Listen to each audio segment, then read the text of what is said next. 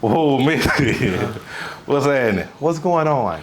Man, go on and introduce yourself, man. Oh, I'm the one and only Messie Cee. You only get one of them, not two of them. I'm known nationwide, but I am Baton Rouge. When I tell you I am Baton Rouge, I'm the only gay can go around Baton Rouge, show up, and I'll go get what I want, when I want, and how I want. And you can find me on Instagram at the @MESSIECCCC. And you also can get me on Facebook at Clarence Yarbrough Scotts. That's me. You can Google me. So, Messie, you grew up in BR, right? I grew up in BR all my life. All right, so... I grew up in a small town called Baker, actually. Okay. But my family from Zion City. My grandmother stayed in Banks. So, but I grew up in Baker, but I go to Zion City, go to Banks all my life growing up as a child. Okay. So what was life for you growing up like? My grandmother raised me. Okay. Well, / auntie. My mom's oldest sister, she was an older woman, 73 years old. She raised, I got so much of wisdom. She taught me how to cook.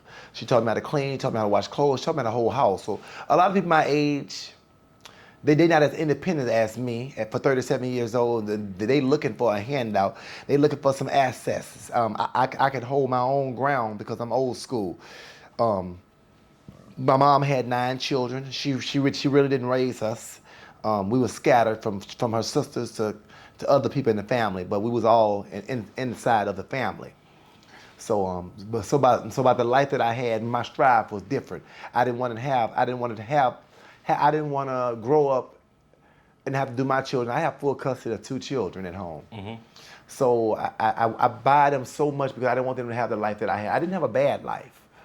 It wasn't a bad life, but it wasn't the best. Okay, financially good. Mentally, it was up. Why you say that, like, mentally? Like? Mentally, because a 77-year woman raised you. My mama had all her health and strength. She was a young woman. We wasn't able.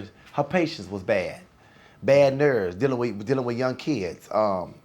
So she wasn't able. For me and my sister Keisha, she wasn't able to take us to the park. Okay. She wasn't able to take us to the movies. She wasn't able to do the things that a young parent can do. So the things that I do now is things that wasn't happening as a child.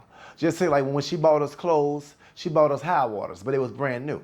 So now they're like, why you buy so many clothes? Because I didn't get the proper clothes when I was young. Hey, that's where I am. That's why I got so many shoes. I couldn't really. Yeah, so when I got shoes, I got corns on my toes because she buy them exact. So when I say financially, she took care of me. But the things that a younger parent do, oh, them shoes fit just right. Toes hurt. So like cuss on there? Oh, you good? Do whatever you want. Okay. I edit it out. All right. Let me know if you don't can't do this. Yeah. Okay. So like you think like your childhood, you would say like it was rough, like? Okay, it was rough, but it wasn't rough. It was rough because I fought a lot. I went. That's what I was getting at. Go keep going.